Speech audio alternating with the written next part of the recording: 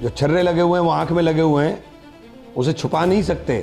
एक आंख की रोशनी चली गई बच्चे की, उसका पूरा कैरियर तबाह कर दिया आपने। राहुल गांधी को मीडिया में लाने की जरूरत नहीं, राहुल गांधी तो मीडिया में है, राहुल गांधी लोगों के दिलों में है। अब सांसद जी, एक युवक साहिल था जो 20 जुलाई को प्रोटेस्ट में गया हुआ था, उसको छर्रे लगे थे, इस तरह की चीज़ें हुई थी, उसको आज लेकर राहुल गांधी थाने के बाहर पहुंचे और धरना प्रदर्शन शुरू कर दिया। क्या सबसे पहली प्रतिक्रिया उसकी? देखिए, जो बात पार्लियामेंट में बोली गई और गलत बयानी पार्लियामेंट में सरकार ने की कि गन नहीं चलाई गई, तो बेनकाब हो गया। उस बच्चे की आंख में भी छर्रे, एम्स में एडमिट रहा, उसके अभी 3 छर्रे यहाँ भी मौजूद हैं। तो राहुल जी लेकर के गए, नेता प्रतिपक्ष को दिल्ली के अंदर जाकर के एफआईआर कराने के लिए 8 घंटे बैठना पड़ा। तो आप देश में न्याय व्यवस्था देख लीजिए कैसे चल रही होगी। राहुल गांधी कह रहे हैं कि अगर इस तरह की चीज़ें होती हैं देश के अंदर तो आम आदमी किस क्या न्याय की हो? मैं वही बात कह रहा हूँ कि अगर नेता प्रतिपक्ष को 8 घंटे मेहनत करनी पड़े एक सच को सामने लाने के लिए, तो इससे ज़्यादा भयावह स्थिति क्या हो सकती है। नौजवानों के ऊपर जुल्म हो रहा है, उनके भविष्य के साथ खिलवाड़ हो रहा है, और न्याय मांगने जाते हैं तो न्याय नहीं मिलता, लाठी मिलती है, गोली मिलती है। बिहार के अंदर AK-47 और पिस्टल से फायरिंग होते हुए सारे फुटेजेज मौजूद हैं, लेकिन बेशर्मी की इंतहा देखिए कि ये नौजवानों को उसके बाद भी ये कहते हैं कि ये झूठ बोल रहे हैं। अभी एफआईआर दर्ज हो गई है। एफआईआर दर्ज होने के बाद में राहुल गांधी कह रहे हैं कि जिस देश के अंदर महिलाओं के साथ होता हो, बच्चे कितने सारे हत्या हो जाती हो, आप सोच के देखिए कि गोली मार दी जाती है और एफआईआर दर्ज करने के लिए अमित शाह जी की कॉल का इंतजार होता है, उसके बाद 8 घंटे बाद एफआईआर दर्ज होती है। देखिए, वहाँ राहुल जी बैठे थे, और राहुल जी के बैठने के बाद अगर ये एफआईआर हो रही है तो आप अंदाज़ा लगा लीजिए। और सच है, जो छर्रे लगे हुए हैं वो आंख में लगे हुए हैं, उसे छुपा नहीं सकते। एक आंख की रोशनी चली गई बच्चे की, उसका पूरा कैरियर तबाह कर दिया आपने। एक बच्ची वेंटिलेटर पर रही बहुत दिन, और उसके बाद भी आप ये कह रहे हैं कि किसी का हाथ नहीं टूटा, किसी के पैर नहीं टूटा, किसी की हड्डी नहीं टूटी। तो क्या हाथ पैर हड्डी टूटे हुए दिखाई देने चाहिए आपको? नौजवान, आपकी चाहत क्या है नौजवान के लिए कि टूटा फूटा दिखाई दे वो? उधर जो है अब बीजेपी लगातार हमलावर हो गई है, और जेपी नड्डा ने एक बयान जारी करते हुए कहा कि राहुल गांधी ने संसद मार्ग के थाने पर के बाहर जिस तरह की सस्ती और सुर्खियों वाली राजनीति की है, ये छात्रों के लिए नहीं, ये केवल और केवल अपने ये आपको बेनकाब करने के लिए। राहुल गांधी को मीडिया में लाने की जरूरत नहीं, राहुल गांधी तो मीडिया में है, राहुल गांधी लोगों के दिलों में है। अब आपका समय थोड़ा है, एक्सपायरी डेट पर चल रहे हैं आप लोग। देश को आप ज़्यादा दिन बेवकूफ़ नहीं बना सकते, आप ज़्यादा दिन देश के लोगों का मूर्ख नहीं बना सकते। ट्रिलियन कर करके आप जो शोर मचा रहे थे, इकोनॉमी 5 ट्रिलियन कर देंगे, 5 ट्रिलियन कर देंगे, उस इकोनॉमी का क्या हाल है?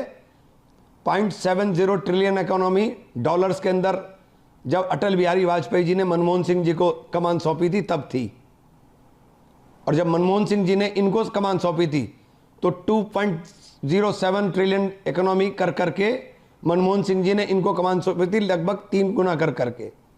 और आज कहाँ है आपकी इकोनॉमी? 3.92 ट्रिलियन, आपसे दुगना नहीं हुई 12 साल के अंदर। देश को आपने तबाह कर दिया। कह रहे हैं इतनी सस्ती राजनीति करना, ये सस्ती राजनीति है कि जब ये सस्ती राजनीति है कि देश का युवा पिटता रहे और आपके बारे में कोई बात भी ना कर सके। ये सस्ती राजनीति है। अभी भी आप गलत बयानी कर रहे हो। वो कह रहे हैं कि द्वारा एक कमेटी बनाई गई, 5 सदस्य उसमें रखे गए, और उसके बाद तो सर्वोच्च न्यायालय की कमेटी बनाई गई, एफआईआर हुई क्या? कानून की तरह चलेगा भाई। सबसे पहली बेसिक चीज है एफआईआर होना। एफआईआर हुई, अब जांच हो। कह रहे हैं एफआईआर तो हो चुकी थी। क्या हो चुकी थी? आपने बच्चे की एफआईआर हुई थी क्या? बच्चे की नहीं हुई थी। फिर ये कहना है उनका, ये सिर्फ उनका ये नाटक है। वो वंदे मातरम का जो पूरा इनके ऊपर जो वंदे मातरम से इनका क्या लेना देना है? वंदे मातरम से इनका लेना देना क्या है? जब वंदे मातरम जिसको शोर मचा रहे हैं, वंदे मातरम उस वक्त श्यामा प्रसाद मुखर्जी कहाँ थे? वो मुस्लिम लीग के साथ खड़े थे ये कह रहे हैं मुस्लिम तुष्टीकरण, मुस्लिम लीग के दबाव में हमने नहीं मान। पंडित जवाहरलाल नेहरू ने मना कर दिया था। सुभाष चंद्र बोस जी की और गुरु रविन्द्रनाथ टैगोर की सलाह के ऊपर ये शामिल किया गया, माना नहीं गया। ये बातें ऐतिहासिक हैं। और ये बंगाल के लिए जब लिखा गया था, बंगाल उसमें 7 करोड़ लोगों का जिक्र है।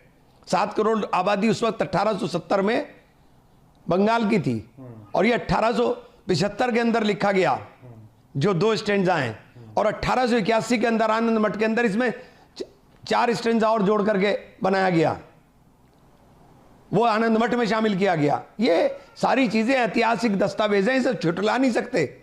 और जब आप कर रहे थे तो बंगाल के अंदर, बंगाल की सरकार में फाइनेंस मिनिस्टर श्यामा प्रसाद मुखर्जी थे, जिसका हेड कर रहे थे मुस्लिम लीग के लोग, AK फजलुल हक उनका नाम था। तो आप कौन सी बातें कर रहे हो? मुस्लिम लीग के साथ मिलकर के देश के अंदर अंग्रेजों की गुलामी आप कर रहे थे, हम अंग्रेजों से लड़ रहे थे, आप हमसे लड़ रहे थे।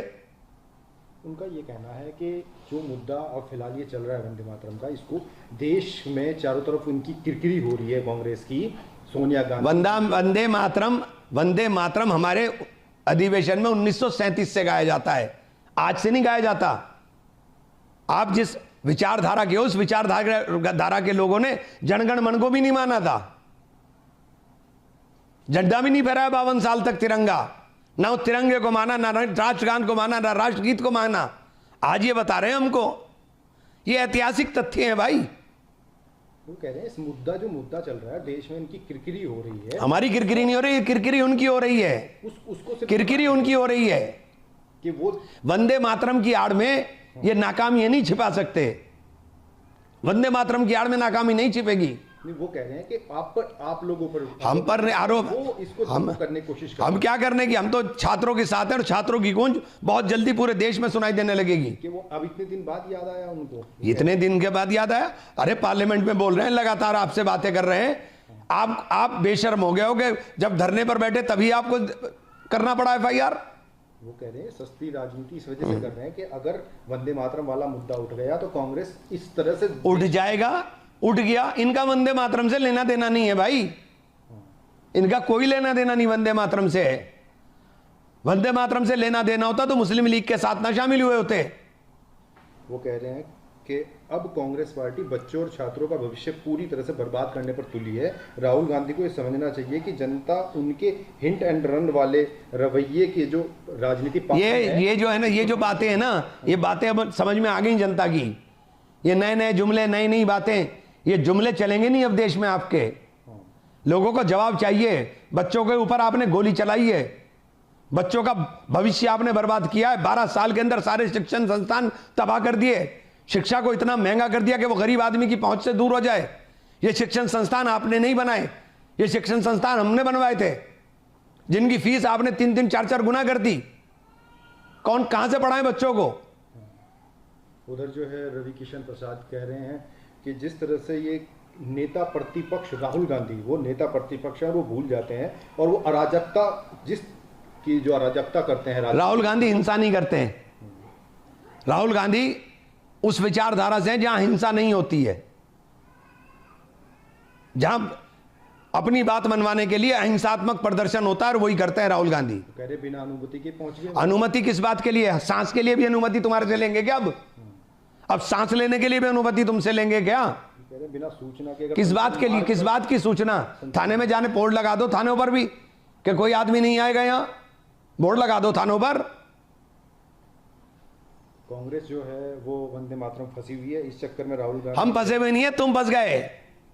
उल्टा चोर कोतवाल को डांटे, फंस तो तुम गए भाई। देश ने तुम्हारा चेहरा देख लिया, देश ने तुम्हें देख लिया कि तुम हो गया। ये तस्वीर पे से पर्दा हटा दिया राहुल जी ने। बहुत राहुल जी के ऊपर पैसा खर्च कर करके आपने करा कि राहुल जी की छवि को खराब कर दें। आज देश समझ गया कि जो राहुल गांधी बोलता है वही सच है।